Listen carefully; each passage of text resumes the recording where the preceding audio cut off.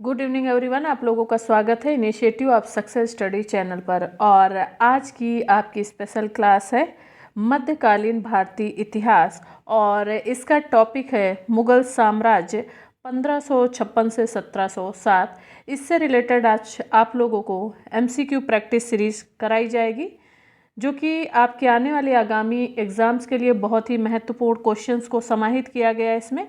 आइए आज की क्लास स्टार्ट करते हैं और क्वेश्चंस देखते हैं। क्वेश्चन नंबर 1 है आपका, जिन 4 व्यक्तियों के गुट ने 1611 से 1621 तक मुगल साम्राज्य पर शासन किया उनमें शामिल थे। ऑप्शन देख लीजिए। पहला ऑप्शन है आपका जहांगीर, महामद खां, खुर्रम और आसफ खां। ऑप्शन बी है मिर्जा अजीज कोका, खुर्रम, खुसरो तथा आसफ खां। ऑप्शन सी है वीर सिंह बुंदेला और अजीज कोका, आसफ खान और खुर्रम। ऑप्शन डी है आपका, देखिए ऑप्शन डी आपका है नूरजहां और आसफ खां, इत्मादुद्दौला और आसफ खां। इसमें से आपका क्या करेक्ट होगा? अगेन पहले क्वेश्चन फिर से एक बार देख लें, क्वेश्चन रिपीट करेंगे, आप पहले क्वेश्चन समझ लें। क्वेश्चन है आपका, जिन 4 व्यक्तियों के गुट ने 1611 से 1621 तक मुगल साम्राज्य पर शासन किया उनमें शामिल थे। तो इसका राइट आंसर क्या हो जाएगा बताइए। आप लोग भी अपने अपने आंसर नोट डाउन कर लें। क्या इसका आंसर क्या हो जाएगा आप लोग देख लें। आपका डी ऑप्शन करेक्ट आंसर होगा। नूरजहां, आसफ खां, ये ऐसे लिखा जाएगा, आसफ खां, इत्मादुद्दौला और आसफ खां नहीं, यहाँ पे फोर्थ ऑप्शन जो है वो आप लोग सही कर लें, ये अस्मत बेगम थी। ठीक है, अस्मत बेगम शामिल थी, आप लोग करेक्ट कर लें, अस्मत बेगम। ठीक है, ये ऑप्शन आप लोग करेक्ट करें, अस्मत बेगम। डी ऑप्शन आपका करेक्ट है। और क्वेश्चन क्या है आप लोग फिर से एक बार देख लें। क्वेश्चन आपसे पूछा गया है कि जिन 4 व्यक्तियों के गुट ने 1611 से 1621 तक मुगल साम्राज्य पर शासन किया उनमें शामिल थे, तो कौन शामिल थे ये आपको देखना है। और डी ऑप्शन देखिए, आपका डी ऑप्शन करेक्ट होगा। नूरजहां शामिल थी और आसफ खां शामिल थे, इत्मादुद्दौला और इसके बाद है अस्मत बेगम। ये 4 लोग थे जो कि शामिल थे। आइए, डी ऑप्शन आपका करेक्ट आंसर होगा। नेक्स्ट क्वेश्चन देखते हैं। नेक्स्ट क्वेश्चन है, जहांगीर के शासनकाल की सबसे बड़ी असफलता क्या थी? ऑप्शन देखिए। ऑप्शन ए नूरजहां के गुट का गठन और प्रभुत्व। ऑप्शन बी दक्कन में 1 इंच जमीन पर भी अधिकार कर पाने में विफलता। ऑप्शन सी है फारस का कांधार पर अधिकार। ऑप्शन डी है गुरु अर्जुन देव को मृत्यु दंड। क्या करेक्ट आंसर इसका होगा? आप लोग भी अपने अपने आंसर नोट डाउन कर लें। अगेन क्वेश्चन फिर से रिपीट करेंगे, पहले आप लोग क्वेश्चन समझ लें। क्वेश्चन आपसे पूछा गया है कि जहांगीर के शासनकाल की सबसे बड़ी असफलता क्या थी?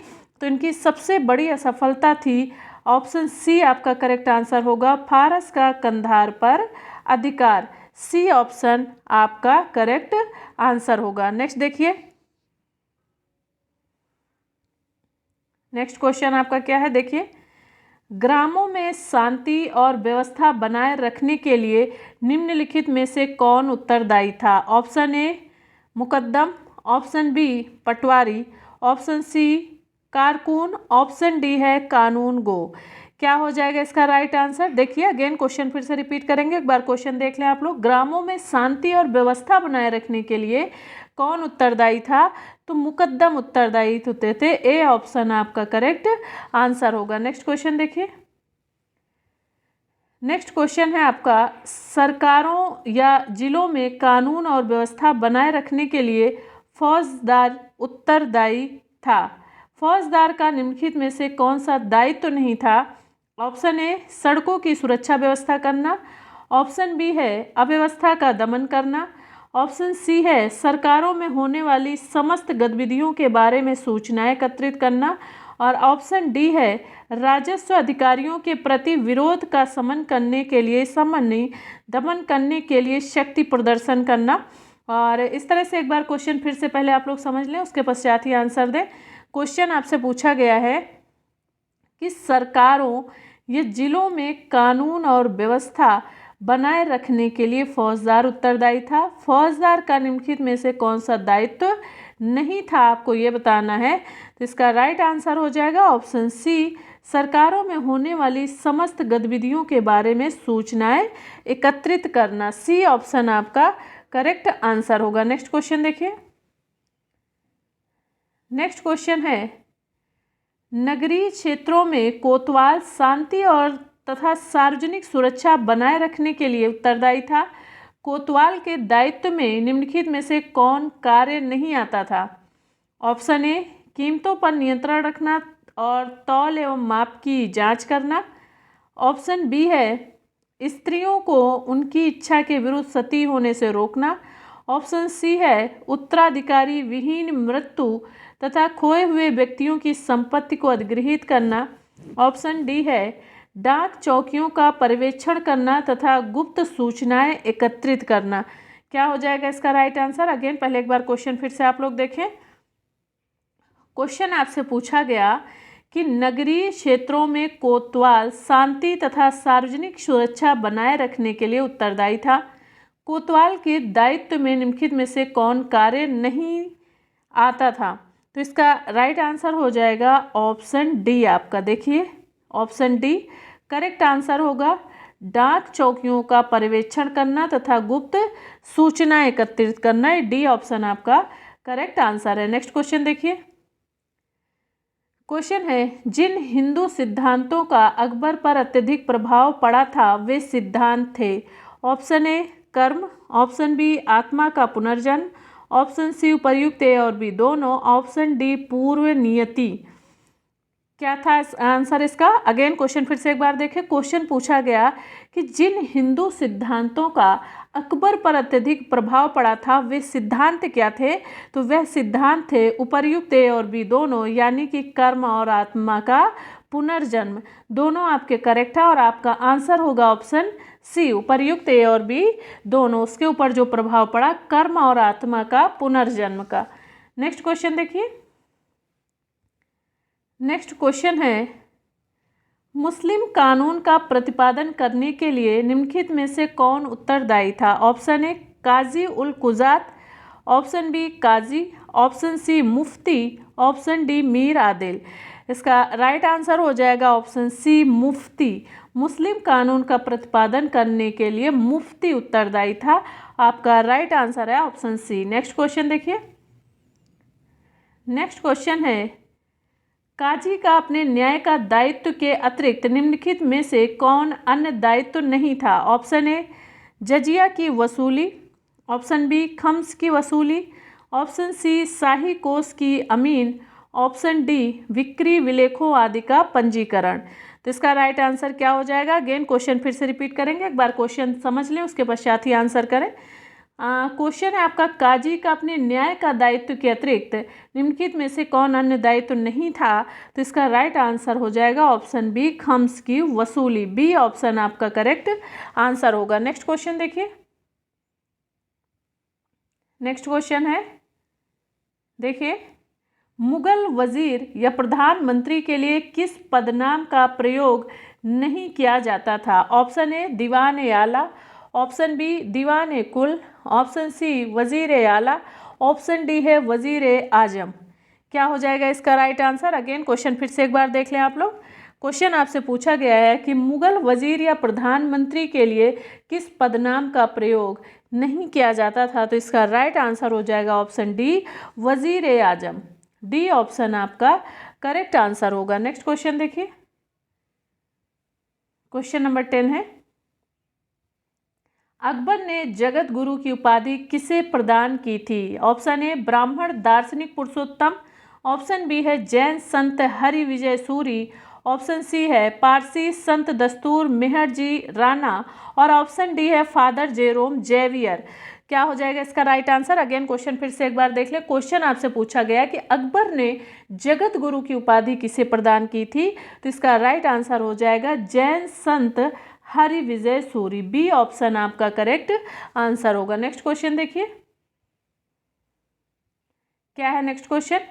अकबर के समय मालवा विजय के लिए कौन उत्तरदायी था? Option A Pir Mohammad, option B Abdullah Khan Uzbek, option C है अदम खान, ऑप्शन डी है बैरम खान। क्या हो जाएगा इसका राइट आंसर? अकबर के समय मालवा विजय के लिए कौन उत्तरदायी था? तो इसका राइट आंसर हो जाएगा option B Abdullah Khan Uzbek. B option आपका करेक्ट आंसर होगा। नेक्स्ट क्वेश्चन देखिए, क्या है क्वेश्चन? पहले आप लोग क्वेश्चन देख लें, इंपॉर्टेंट क्वेश्चन है। क्वेश्चन है कि अकबर का चिश्ती संतों के प्रति गहरा सम्मान था और वह अजमेर में शेख मोइनुद्दीन चिश्ती की दरगाह पर हर वर्ष यात्रा पर जाता था। निम्न में से किस वर्ष से उसने प्रतिवर्ष अजमेर दरगाह की तीर्थ यात्रा पैदल जाना बंद किया? अगेन फिर से एक बार क्वेश्चन देखेंगे, पहले क्वेश्चन समझ लें फिर ऑप्शन देखेंगे हम लोग। क्वेश्चन आपका है कि अकबर का चिश्ती संतों के प्रति गहरा सम्मान था और वह अजमेर में शेख मोइनुद्दीन चिश्ती की दरगाह पर हर वर्ष यात्रा पर जाता था। निम्न में से किस वर्ष से उसने प्रतिवर्ष अजमेर दरगाह की तीर्थ यात्रा पर पैदल जाना बंद किया? देखिए आइए ऑप्शन देखते हैं। ऑप्शन क्या है आपके? ऑप्शन ए 1577 से, ऑप्शन बी 1578 से, ऑप्शन सी 1579 से, ऑप्शन डी 1580 से। क्या हो जाएगा इसका राइट आंसर? देखिए इसका राइट आंसर क्या होगा? देखिए ऑप्शन सी आपका करेक्ट आंसर है 1579 से।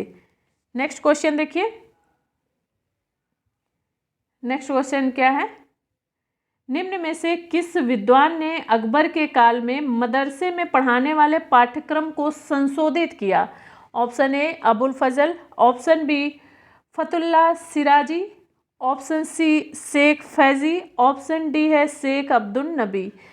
क्या हो जाएगा राइट आंसर इसका? अगेन फिर से एक बार क्वेश्चन देख लें। क्वेश्चन आपसे पूछा गया है कि निम्न में से किस विद्वान ने अकबर के काल में मदरसे में पढ़ाने वाले पाठ्यक्रम को संशोधित किया? तो इसका राइट आंसर हो जाएगा फतुल्ला सिराजी। बी ऑप्शन आपका करेक्ट आंसर होगा। नेक्स्ट क्वेश्चन देखिए, नेक्स्ट क्वेश्चन है आपका कि निम्नलिखित में इसके कौन सही सुमेलित नहीं है, आपको ये बताना है। ऑप्शन आपका ए है पानीपत का द्वितीय युद्ध 1556, ठीक है। देखिए आपको बताना है कि कौन सा सही सुमेलित नहीं है। तो पानीपत का जो द्वितीय युद्ध था 1556 ये आपका करेक्ट है और सही सुमेलित है। नेक्स्ट है आपका तीर्थ यात्रा कर बंद किया जाना 1563, ये भी आपका करेक्ट है और सही है। डी है हल्दी घाटी का युद्ध 1576, ये भी आपका करेक्ट है, सही है और सुमेलित है। आपका जो ऑप्शन बी है, यहाँ पे आइए आप लोग देखिए, फतेहपुर सीकरी में इबादत खाने की स्थापना यहाँ पे 1574 जिया हुआ है, जो कि 1574 ना हो के 1575 है, ठीक है। क्या है? 1575 में किया गया था और जो कि करेक्ट है 1575, बट आपके ऑप्शन में 1574 दिया है और पूछा गया कौन सही सुमेलित नहीं है, तो ऑप्शन बी आपका करेक्ट आंसर होगा, जो कि सुमेलित नहीं है। आइए नेक्स्ट देखते हैं। नेक्स्ट क्वेश्चन है आपका, निम्नलिखित महिलाओं में से किसे अखबार ने काबुल का गवर्नर नियुक्त किया था? अखबार ने नहीं, अकबर ने, ठीक है। देख लें फिर से एक बार इस क्वेश्चन को, आप लोग एक बार क्वेश्चन फिर से रिपीट करेंगे, क्वेश्चन समझ लें पहले आप लोग। क्वेश्चन पूछा गया है कि निम्नलिखित महिलाओं में से किसे अकबर ने काबुल का गवर्नर नियुक्त किया था? ये अखबार नहीं, अकबर, ये करेक्ट कर लें आप लोग, ठीक है। अकबर ने काबुल का गवर्नर नियुक्त किया था। ऑप्शन ए है आयशा सुल्तान बेगम, ऑप्शन बी है बख्तुन्निसा बेगम, ऑप्शन सी है खूब निगार खान, ऑप्शन डी है सायरा बानो बेगम। क्या हो जाएगा इसका राइट आंसर? महिलाओं में किसे अकबर ने काबुल का गवर्नर नियुक्त किया था? तो ये बख्तुन्निसा बेगम है। आपका बी ऑप्शन करेक्ट आंसर होगा। क्या होगा? बख्तुन्निसा बेगम। नेक्स्ट देखिए, हल्दी घाटी की लड़ाई 1576 में किसके बीच हुई? ऑप्शन ए मेवाड़ और मुगल, ऑप्शन बी है चित्तौड़ और मुगल, ऑप्शन सी है मारवाड़ और मुगल, ऑप्शन डी है जोधपुर और मुगल। क्या होगा इसका राइट आंसर? हल्दीघाटी की 1576 में किसके बीच युद्ध हुआ था, किसके बीच ये लड़ाई हुई थी? तो इसका राइट आंसर हो जाएगा ऑप्शन ए, मेवाड़ और मुगल के बीच हुई थी 1576 में। नेक्स्ट क्वेश्चन देखिए। नेक्स्ट क्वेश्चन है, निम्नलिखित में से किस इतिहासकार ने अकबर को इस्लाम का शत्रु कहा? Option A Abbas Khan Sherwani, option B है बदायूनी, ऑप्शन सी है अहमद यादगार, ऑप्शन डी है निजामुद्दीन अहमद। क्या हो जाएगा इसका राइट आंसर? अगेन क्वेश्चन फिर से एक बार देख लें। निम्नलिखित में से किस इतिहासकार ने अकबर को इस्लाम का शत्रु कहा? तो इसका राइट आंसर हो जाएगा ऑप्शन बी, बदायूनी ने कहा था इन्हें क्या, इस्लाम का शत्रु। नेक्स्ट देखिए क्वेश्चन है, निम्नलिखित लेखकों में से कौन अकबर का घोर आलोचक था? Option A Badayuni, option B Faizi Sirhindi, option C है मुल्ला दाऊद, ऑप्शन डी है निजामुद्दीन अहमद। क्या हो जाएगा इसका राइट आंसर? अगेन क्वेश्चन देख लें फिर से एक बार। लेखकों में से कौन अकबर का घोर आलोचक था? तो इसका राइट आंसर हो जाएगा ऑप्शन ए बदायूनी। बदायूनी जो है अकबर के घोर आलोचक थे। नेक्स्ट क्वेश्चन देखिए, अकबर ने जजिया को कब समाप्त किया? ऑप्शन ए 1562 ईस्वी में, ऑप्शन बी 1563 में, ऑप्शन सी 1564 में, ऑप्शन डी 1565 में। तो क्या हो जाएगा राइट आंसर इसका? अकबर ने जजिया कब समाप्त किया था? 1564 में।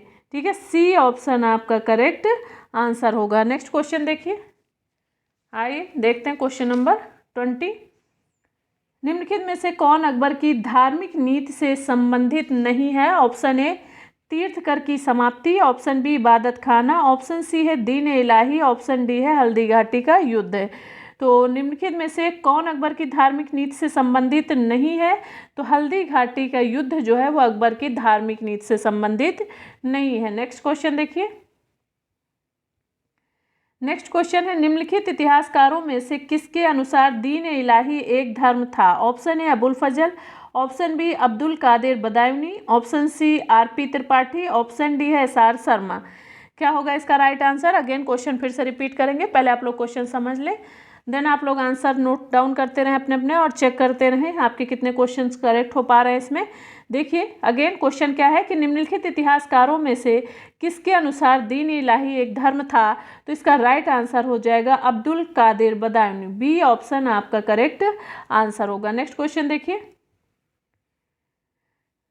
क्वेश्चन है, अकबर ने राजपूतों को अपने पक्ष में करने के लिए कौन सी नीति अपनाई? ऑप्शन है विवाह संबंध, ऑप्शन बी है धार्मिक सहिष्णुता, ऑप्शन सी है उच्च पद प्रदान करना, ऑप्शन डी है जीते हुए प्रदेश वापस करना।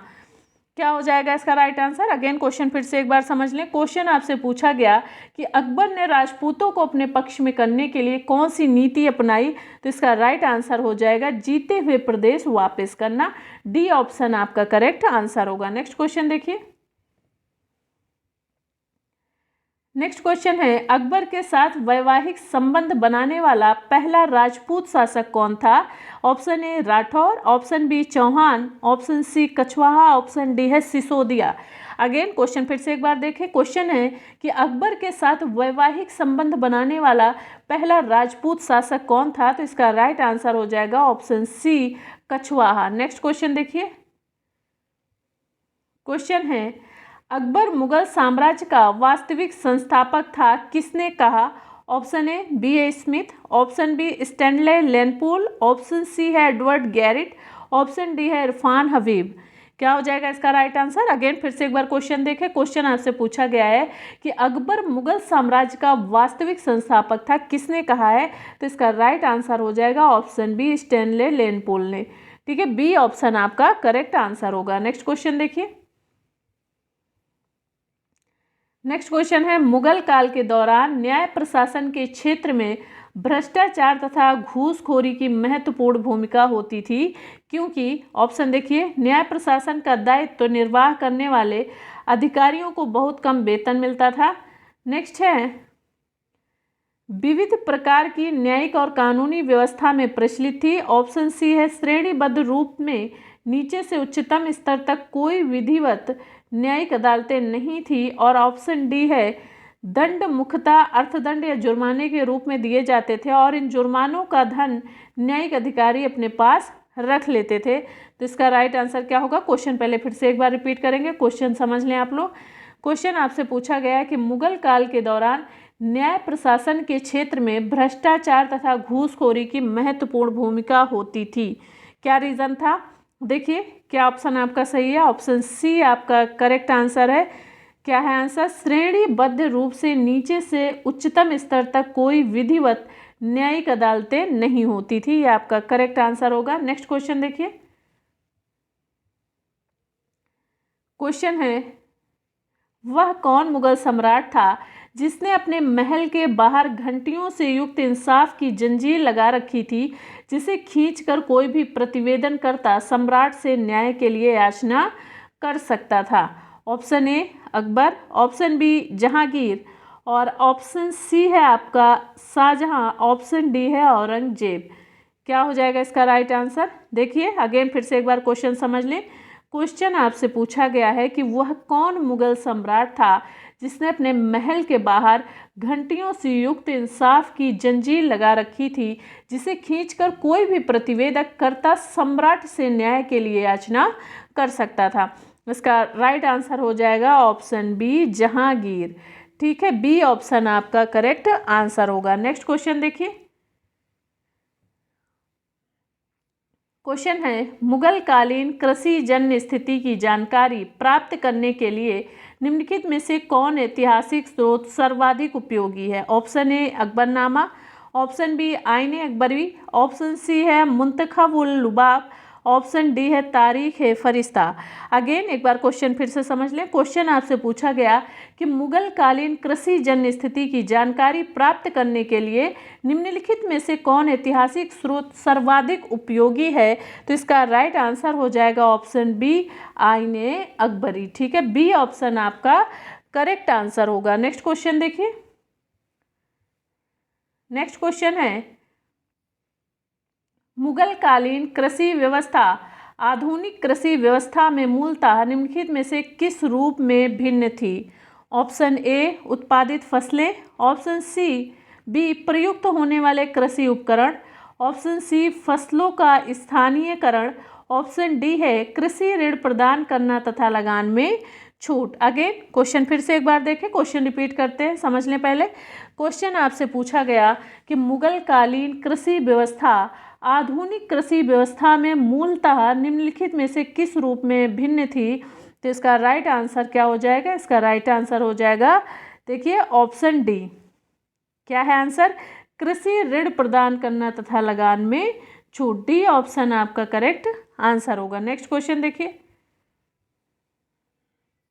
नेक्स्ट क्वेश्चन है, मुगल काल के दौरान बंगाल प्रांत अपने निम्नलिखित किस कृषि उत्पाद के लिए विशेष रूप से प्रसिद्ध था? ऑप्शन ए चावल, option B Neil, option C चीनी, ऑप्शन डी कपास।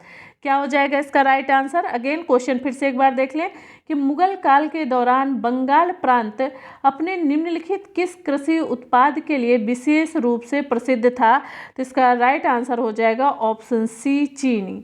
सी ऑप्शन आपका करेक्ट आंसर होगा। नेक्स्ट क्वेश्चन देखिए। क्वेश्चन है, मुगल काल में फसलों के स्वरूप में निम्नलिखित में से किस परिवर्तन के परिणाम स्वरूप फसल चक्र में क्या उल्लेखनीय परिवर्तन आया? ऑप्शन ए चाय, ऑप्शन बी तंबाकू, ऑप्शन सी नील, ऑप्शन डी आलू। क्या हो जाएगा इसका करेक्ट आंसर? अगेन क्वेश्चन फिर से एक बार देख लें। क्वेश्चन आपसे पूछा गया कि मुगल काल में फसलों के स्वरूप में निम्नलिखित में से किस परिवर्तन के परिणाम स्वरूप फसल चक्र में क्या उल्लेखनीय परिवर्तन आया?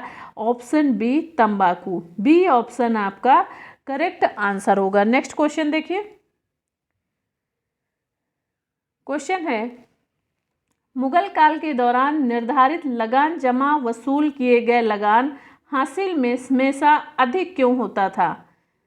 ऑप्शन ए भू राजस्व की वसूली के समय किसान फरार हो जाते थे, ऑप्शन बी राजस्व अधिकारी वसूल किए गए भू राजस्व का गबन कर लेते थे, और ऑप्शन सी है राजस्व को जानबूझकर अधिक निर्धारित किया जाता था, ऑप्शन डी है उपर्युक्त सभी। अगेन क्वेश्चन फिर से एक बार देख लें। क्वेश्चन आपसे पूछा गया कि मुगल काल के दौरान निर्धारित लगान यानी जमा वसूल किए गए लगान यानी हासिल से हमेशा अधिक क्यों होता था? तो इसका करेक्ट आंसर हो जाएगा ऑप्शन सी, राजस्व को जानबूझकर अधिक निर्धारित किया जाता था। सी ऑप्शन आपका करेक्ट आंसर है। नेक्स्ट क्वेश्चन देखिए। क्वेश्चन है, अकाल या दुर्भिक्ष के दौरान अकाल सहायता प्रदान करने वाला पहला मुगल सम्राट कौन था? Option A Akbar, option B Jahangir, option C Shahjahan, option D Aurangzeb. Again एक बार फिर से क्वेश्चन देख लेते हैं। क्वेश्चन है कि अकाल या दुर्भिक्ष के दौरान अकाल सहायता प्रदान करने वाला पहला मुगल सम्राट कौन था? तो इसका राइट आंसर हो जाएगा option A Akbar. Next question देखिए। क्वेश्चन है, मुगल काल के दौरान किसानों के भू राजस्व या दखल अधिकार को सम्मानित करने का कारण यह था कि ऑप्शन ए मुगल सम्राट संपत्ति के अधिकार का अधिक सम्मान करते थे, ऑप्शन बी इस्लामी कानून के अनुसार निजी संपत्ति पवित्र वस्तु थी, और ऑप्शन सी है वे यथार्थ रूप में कृषि का संवर्धन करना चाहते थे, और ऑप्शन डी है भूमि पर्याप्त थी और किसान कम थे। अगेन क्वेश्चन फिर से देखें एक बार। क्वेश्चन क्या है? क्वेश्चन आपसे पूछा गया कि मुगल काल के दौरान किसानों को भू राजस्व या दखल अधिकार को सम्मानित करने का कारण यह था कि, देखिए आंसर हो जाएगा आपका ऑप्शन डी, भूमि पर्याप्त थी और किसान कम थे। डी ऑप्शन आपका करेक्ट आंसर होगा। नेक्स्ट क्वेश्चन देखिए, क्या है क्वेश्चन? क्वेश्चन है कि मुगल काल में उपलब्ध निम्नलिखित किस प्रकार की भूमि से राज्य का कोई भू राजस्व या लगान प्राप्त नहीं होता था? ऑप्शन ए खालिसा या राजभूमि, ऑप्शन बी जागीर की भूमि, ऑप्शन सी है सयूरघल भूमि, ऑप्शन डी है रेती भूमि। अगेन फिर से एक बार क्वेश्चन देख लें आप लोग। क्वेश्चन क्या आपसे पूछा गया है कि मुगल काल में उपलब्ध निम्नलिखित किस प्रकार की भूमि से राज्य का कोई भू राजस्व लगान प्राप्त नहीं होता था? तो इसका राइट आंसर हो जाएगा, देखिए ऑप्शन आपका सी करेक्ट होगा, सयूरघल भूमि। सी ऑप्शन आपका करेक्ट होगा, सयूरघल भूमि। और ये कैसी भूमि होती थी? इसे इनाम भूमि के रूप में जाना जाता था। इसे कौन सी भूमि के रूप में जाना जाता था? इसे इनाम भूमि के रूप में भी जाना जाता था। नेक्स्ट क्वेश्चन देखिए। नेक्स्ट क्वेश्चन है, शेरशाह की भू राजस्व लगान प्रणाली की किस व्यवस्था को अकबर ने किसानों के लिए कष्टकारी पाया? ऑप्शन ए कृषि भूमि की माप, ऑप्शन बी भूमि की उत्पादकता के आधार पर राजस्व का फसलवार निर्धारण, और ऑप्शन सी है प्रतिवर्ष केंद्रीय लगान अनुसूची राय का केंद्रीय मूल्य सूची में रूपांतरण, ऑप्शन डी है औसत उत्पादन के आधार पर लगान का निर्धारण। तो क्या हो जाएगा इसका राइट आंसर? अगेन क्वेश्चन फिर से एक बार देख लेते हैं। क्वेश्चन आपसे पूछा गया है कि शेरशाह की भू राजस्व लगान प्रणाली की किस व्यवस्था को अकबर ने किसानों के लिए कष्टकारी पाया? तो इसका राइट आंसर हो जाएगा ऑप्शन सी, प्रतिवर्ष केंद्रीय लगान अनुसूची का केंद्रीय मूल्य सूची में रूपांतरण। सी ऑप्शन आपका करेक्ट आंसर होगा। नेक्स्ट क्वेश्चन देखिए। नेक्स्ट क्वेश्चन है, मुगल काल के दौरान प्रचलित निम्नलिखित में से किस भू राजस्व प्रणाली का संबंध राजा टोडरमल से है और जिसे प्रायः टोडरमल बंदोबस्त कहा जाता है? ऑप्शन ए बटाई, ऑप्शन बी जरीब, ऑप्शन बी सी कनकूत, और ऑप्शन डी है जप्ती। अगेन फिर से क्वेश्चन रिपीट करेंगे, पहले आप लोग क्वेश्चन समझ लें। क्वेश्चन आपसे पूछा गया कि मुगल काल के दौरान प्रचलित निम्नलिखित में से किस भू राजस्व प्रणाली का संबंध राजा टोडरमल से है और जिसे प्रायः टोडरमल बंदोबस्त कहा जाता है? तो इसका राइट आंसर हो जाएगा ऑप्शन डी। डी ऑप्शन आपका करेक्ट आंसर होगा। इसे क्या कहा जाता है? जप्ती। डी ऑप्शन आपका करेक्ट आंसर है। नेक्स्ट क्वेश्चन देखिए। क्वेश्चन है, राजा टोडरमल द्वारा प्रचलित जप्ती प्रणाली की निम्नलिखित कौन सी मुख्य विशेषता नहीं थी? ऑप्शन ए भूमि का सर्वेक्षण और मापन, देखिए भूमि का सर्वेक्षण और मापन ये थी उसकी विशेषता, और भूमि की उत्पादकता के आधार पर वर्गीकरण, ये भी करेक्ट है, सही है, और कृषि उत्पादों का क्षेत्रीय दस्तूर आधार पर मूल्य निर्धारण, ये भी उसकी विशेषता थी। और द्विवर्षीय लगान निर्धारण ये इसकी व्यवस्था नहीं थी। और आपका करेक्ट आंसर हो जाएगा ऑप्शन डी, क्योंकि आपका क्वेश्चन पूछा गया है कि राजा टोडरमल द्वारा प्रचलित जब्ती प्रणाली की निम्नलिखित कौन सी मुख्य विशेषता नहीं थी, तो द्विवर्षीय लगान निर्धारण की व्यवस्था उसकी मुख्य विशेषता नहीं थी। डी ऑप्शन आपका करेक्ट आंसर होगा। नेक्स्ट क्वेश्चन देखिए। क्वेश्चन है, जब्ती प्रणाली के अंतर्गत सर्वाधिक उर्वर भूमि को किस रूप में वर्गीकृत किया गया था? ऑप्शन ए पोलज, ऑप्शन बी है परौती, ऑप्शन सी है चाचर और ऑप्शन डी है बंजर। अगेन फिर से एक बार क्वेश्चन देख लें। क्वेश्चन आपसे पूछा गया कि जब्ती प्रणाली के अंतर्गत सर्वाधिक उर्वर भूमि को किस रूप में वर्गीकृत किया गया था? तो इसका राइट आंसर हो जाएगा ऑप्शन ए पोलज। ठीक है, पोलज रूप में वर्गीकृत किया गया था। नेक्स्ट क्वेश्चन देखिए। नेक्स्ट क्वेश्चन है, जब्ती भू राजस्व व्यवस्था के अंतर्गत भूमि के उत्पादन के कितने अंश को लगान के रूप में निर्धारित किया जाता था? ऑप्शन ए आधा, ऑप्शन बी 1/3, ऑप्शन सी 1/4 और ऑप्शन डी है 5वां हिस्सा। क्या होगा इसका राइट आंसर? पहले अगेन एक बार क्वेश्चन फिर से समझ लें, इंपॉर्टेंट क्वेश्चन है। क्वेश्चन आपसे पूछा गया कि जब्ती भू राजस्व व्यवस्था के अंतर्गत भूमि के उत्पादन के कितने अंश को लगान के रूप में निर्धारित किया जाता था? तो इसका राइट आंसर हो जाएगा ऑप्शन बी 1/3। ठीक है, बी ऑप्शन आपका करेक्ट आंसर होगा। नेक्स्ट क्वेश्चन देखिए। नेक्स्ट क्वेश्चन है, मुगल काल में जमींदार किस रूप में राज्य की सेवा करते थे?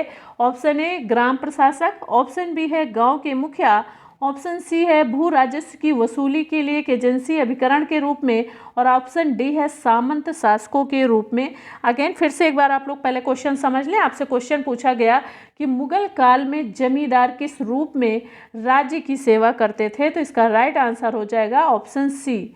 सी आंसर देखिए, एक सेकेंड आप लोग क्वेश्चन देख लें। हाँ देखिए, क्वेश्चन आपका है कि मुगल काल में जमींदार किस रूप में राज्य की सेवा करते थे?